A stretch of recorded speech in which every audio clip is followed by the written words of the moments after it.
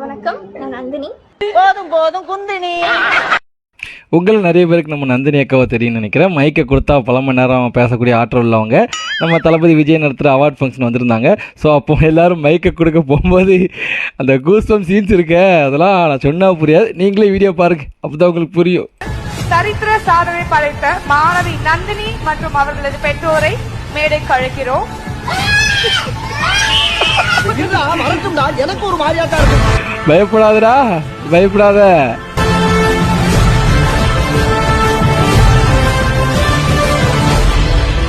Let me do this.